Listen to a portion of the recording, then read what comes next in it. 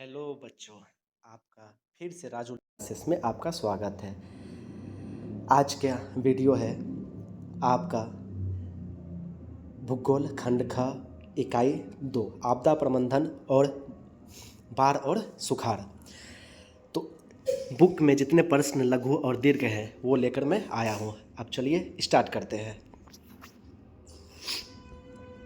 पहला प्रश्न है आपका, बाढ़ कैसे आती है अथवा बाढ़ के आने के 4 कारणों की व्याख्या करें। एग्जाम में अगर ये प्रश्न आती है तो उसका आंसर कैसे लिखना है वो जानते हैं। बाढ़ एक प्राकृतिक आपदा है। आपको पता है कि बाढ़ एक प्राकृतिक आपदा है जिनका संबंध वर्षा से है।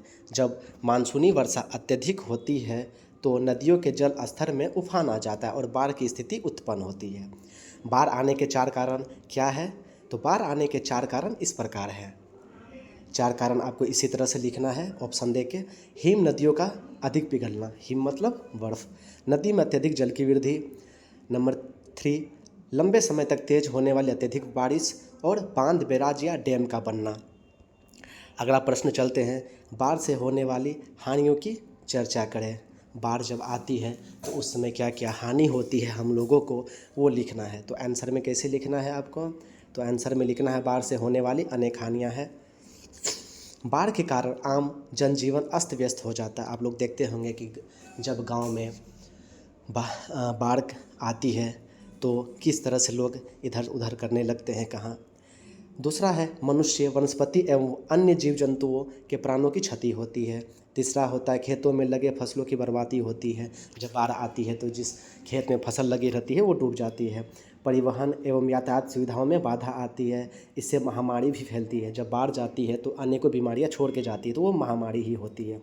छठा है संचार माध्यमों में बाधा उत्पन्न होती है। इसी तरह से आपको ऑप्शन बाय ऑप्शन करके एग्जाम में लिखनी है। तीसरा प्रश्न है आपके सामने, बाढ़ नियंत्रण के लिए उपाय बताएं अथवा बाढ़ से बचने के उपाय बताएं। बाढ़ को हम कैसे रोक सकते हैं, बाढ़ से बचने के क्या उपाय हैं वो जानना है। तो इसका आंसर इस प्रकार लिखना है आपको, बाढ़ एक प्राकृतिक आपदा है। बाढ़ के तरीकों को अपनाकर बाढ़ को नियंत्रित किया जा सकता है, जिसके उपाय इस प्रकार है। नंबर 1 देना है, नदी के किनारे बांधों का निर्माण करना एवं इसे समय समय पर मरम्मत करते रहना चाहिए। बांध तो बना दिए लेकिन अगर उसका मरम्मत नहीं करेंगे तो वो ढह जाएगी पानी में। दूसरा है जलाशयों का निर्माण करना चाहिए। ज़्यादा से ज़्यादा हम लोगों को तालाब जलाशय बनाना चाहिए ताकि बाढ़ का पानी उसमें ज़्यादा जा सके। तीसरा है नदियों की तल में जमा अवसादों की सफाई करना। बीच बीच में नदी जलाशयों के जो प्रदूषण या आसपास के जो कूड़ा करकट होते हैं वो नदी तालाब में जाकर जमा हो जाती है। चौथा लिखना है नदी तटबंध के ऊपर वृक्षारोपण कार्य करना। पांचवा है विभिन्न नदियों को आपस में जोड़ने का कार्य करना। इससे जो है बाढ़ को हम नियंत्रित कर सकते हैं। चौथा प्रश्न आपके बुक से है, सूखे की स्थिति को परिभाषित करें। सूखे मतलब सुखाड़। सुखाड़ या सूखा एक प्राकृतिक आपदा है। वर्षा की भारी कमी के कारण सूखे या सुखाड़ की स्थिति उत्पन्न हो जाती है। इससे आम लोगों के सामने 3 बड़ी समस्या उत्पन्न होती है। वो समस्या आप भी जानते हैं और किस तरह से लिखना है एग्जाम में वो जानते हैं। इस तरह से ऑप्शन 1 देना है, फसल न लगने से खाद्यान्न की कमी। जब बारिश नहीं होगी, सुखाड़ होगी तो उसमें फसल तो लगेगी नहीं, जिससे खाद्यान्न की कमी हो सकती है। दूसरा होता है पेयजल की कमी। तीसरा मवेशियों या जीव जंतुओं के लिए चारे की कमी हो जाती है। सूखे का सबसे प्रमुख कारण है भूमंडलीय ताप में वृद्धि। अगला प्रश्न चलते हैं। प्रश्न जानने से पहले यदि आप मेरे चैनल में नए हैं तो प्लीज़ इस चैनल को सब्सक्राइब करें ताकि मैं आगे और भी वीडियो आप लोगों के लिए बना सकूं। पांचवा प्रश्न है आपके बुक से, सुखाड़ के लिए जिम्मेवार या उत्तरदायी कारकों का वर्णन करें। एग्जाम में इसी तरह से प्रश्न आएंगे आपके सामने, तो आपका जवाब देना है सुखाड़ के लिए निम्नलिखित कारक जिम्मेवार है। नंबर 1, यानी सुखाड़ के क्या क्या कारण हो सकते हैं होने के। तो अत्यधिक वर्षा की कमी, जब बारिश नहीं होती है तो उस समय सुखाड़ की स्थिति उत्पन्न हो सकती है। दूसरा है नहर तथा तालाबों की कमी, वनों की कटाई, इसलिए हम लोगों को वन पेड़ पौधा ज़्यादा लगाना चाहिए, ना कि उसे बर्बाद करना चाहिए। चौथा, वायु में शुष्कता तथा पृथ्वी के जल स्तर का नीचे गिरना। छठा प्रश्न है आपके सामने, सुखाड़ से बचाव के तरीकों का उल्लेख कीजिए। सूखा से हम किस तरह से बच सकते हैं, उसका क्या क्या बचाव है वो बताना है। तो सुखाड़ के बचाव के निम्नलिखित तरीके इस प्रकार हैं। नंबर 1 देना है रोमन में आपको एग्जाम में, वर्षा के जल का संरक्षण या बचाव करना। नंबर 2 है पेयजल के सुरक्षित भंडारण करना। नंबर 3 है अत्यधिक वृक्षारोपण द्वारा वन क्षेत्र में वृद्धि करना। कुआं, नहर, तालाब की व्यवस्था करना। ये 4 तरीके हैं जिससे हम सुखाड़ से बच सकते हैं। 7वां क्वेश्चन आपके सामने है, आप देखिए। बाढ़ के समय अपनाई जाने वाली सावधानियों या सुरक्षा को लिखें। बाढ़ जब आती है उस समय क्या सावधानी कर सकते हैं, क्या सुरक्षा कर सकते हैं, वो लिखना है। तो बाढ़ के समय अपनाने जाने वाली सावधानियां इस प्रकार हैं। नंबर 1 में लिखना है आपको, बाढ़ के समय ऊंची भूमि या ऊंचा छत वाले मकान पर चला जाना चाहिए। कभी कभी क्या होता है, जब बाढ़ पानी आती है तो नीचे स्तर के लोग जो है, जहाँ नीचा मैदान पे जो घर बना रहता है, तो उस जगह को छोड़ के हमें ऊंचे स्थान पर चले जाना चाहिए। नंबर 2 है नाव की व्यवस्था रखनी चाहिए ताकि हम कहीं जा सके तो नाव पे है जा सके।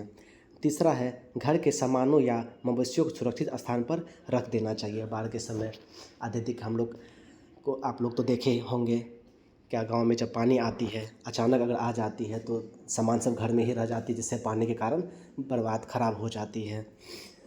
4 है भोजन एवं पेयजल की व्यवस्था कर लेनी चाहिए। अब इसी विषय के, इसी चैप्टर के दीर्घ प्रश्न पे चलते हैं।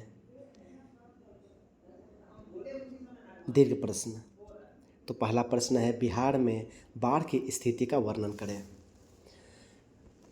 बिहार में जो बाढ़ पानी आती है, हर बार आती है, तो उसका वर्णन करना है अपने शब्दों में। दीर्घ प्रश्न पूछे जाते हैं एग्जाम में वो, तो इसका आंसर लिखना है इस तरह से। बिहार में प्रतिवर्ष बाढ़ का आना इस राज्य की नीति बन चुकी है। उत्तर बिहार का पूर्वी क्षेत्र बाढ़ग्रस्त क्षेत्र कहलाता है। इस क्षेत्र में नेपाल से आने वाली नदियाँ द्वारा भारी मात्रा में जल विसर्जित किया जाता है। नदी जल में अवसाद जमा होने के कारण पानी तटबंध को तोड़कर कृषि क्षेत्र में एवं अधिवास को क्षतिग्रस्त कर देता है। अधिवास जहाँ पे हम लोग रहते हैं, बिहार राज्य स्थित गंगा नदी, गंडक नदी, बूढ़ी गंडक, बागमती, कमला, कोसी, सोन, पुनपुन आदि नदियों में जल स्तर की वृद्धि हो जाने से इसके क्षेत्र में बाढ़ आने की संभावना बनी रहती है। कोसी नदी को बिहार का शोक कहा जाता है। बिहार के कुल भौगोलिक क्षेत्रफल का लगभग 64% भाग बाढ़ से प्रभावित रहता है। हर वर्ष बिहार में बाढ़ त्रासदी बनकर आती है एवं जन धन की अपार क्षति पहुंचाती है। इस तरह से आपको एग्जाम में लिखनी है, बार बार इसका प्रैक्टिस करना है, बार बार देखना है, कॉपी में लिखना है, ताकि आप समझ सकें और एग्जाम में लिख सकें। 9वां प्रश्न है आपके सामने, दीर्घ प्रश्न, बाढ़ के कारणों एवं इससे सुरक्षा संबंधी उपायों का विस्तृत वर्णन कीजिए। बाढ़ के क्या कारण है आने के और इससे क्या क्या सुरक्षा हम कर सकते हैं, उसको लिखना है। तो एग्जाम में आपको लिखना है इस तरह से बना के कि बाढ़ के आने के निम्नलिखित कारण हैं।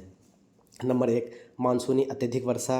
नंबर 2 वनों का अत्यधिक विनाश। नंबर 3 नदी के तली में अवसादों का जमा होना। नंबर 4 है आपका कहीं बांध के टूटने से भी बाढ़ आती है, सही है। नंबर 5 नदी में अत्यधिक जल की वृद्धि। ये थे आपके बाढ़ के आने के कारण। और बाढ़ से सुरक्षा संबंधी उपाय, तो बाढ़ से सुरक्षा संबंधी उपाय इस प्रकार है। नंबर 1 नदियों के किनारे तटबंध बनाना चाहिए। नंबर 2 वृक्षारोपण करना चाहिए ताकि मिट्टी पानी के साथ बहकर नदी में ना जा सके। तीसरा नाव की व्यवस्था होनी चाहिए। चौथा मकान ऊंचे स्थानों पर बनाना चाहिए। 5वां जलाशय या तालाब का निर्माण करना चाहिए। छठा सूचना तंत्र को प्रभावकारी बनाना चाहिए। ये थे हमारे बाढ़ के आने के कारण और बाढ़ से सुरक्षा संबंधी उपाय के कारण। 10वां प्रश्न आपके सामने है, सूखा के कारणों एवं इसके बचाव के तरीकों का विस्तृत करें। सूखा किन कारणों से आती है, उनके बचाव के तरीकों को बताना है। तो आंसर में लिखना है सुखाड़। कारण लिखना है आपका, सुखाड़ धीमी गति से आने वाली एक प्राकृतिक आपदा है। सुखाड़ जो है धीरे धीरे आती है, ना कि अचानक आ जाती है। तो यह जो है सुखाड़ धीमी गति से आने वाली एक प्राकृतिक आपदा है। वर्षा की कमी, नहरों तथा तालाबों की कमी, बिजली की कमी तथा बोरिंग की व्यवस्था का अभाव इत्यादि के कारण सूखा की स्थिति आती है। सूखा से मुक्ति पाना तो संभव नहीं है, लेकिन उसके प्रकोप को, तीव्रता तथा प्रभाव को कम किया जा सकता है। ये कारण है। ये अपने शब्दों में बनाया गया है ताकि आप इसे अच्छे से समझ सकते हैं। सूखा से बचाव के तरीके इस प्रकार हैं। नंबर 1 लिखना है, सुखाड़ क्षेत्रों में वृक्षों की सघनता में वृद्धि करना, वर्षा जल का संरक्षण। नंबर 3, पेयजल के सुरक्षित भंडारण की व्यवस्था करना। नंबर 4, तालाब, नहर, कुआं का निर्माण कर उससे जल संग्रहित किया जाना चाहिए। नंबर 5 है, नहरों द्वारा सूखे क्षेत्रों तक जल पहुंचाकर। नंबर 6, पशुओं के लिए चारे की व्यवस्था करना ताकि सूखे की इस परिस्थिति में पशुओं का चारा उपलब्ध हो सके। Thank you for watching. बच्चों, ये वीडियो आप बार बार देखें, बार बार समझें, नोट्स लिखें ताकि आप एग्ज़ाम में अच्छे से अच्छे करके आएँ। Please subscribe and support me ताकि मैं आगे और वीडियो बना सकूं। लाइक करें, शेयर करें एंड कमेंट ज़रूर करें।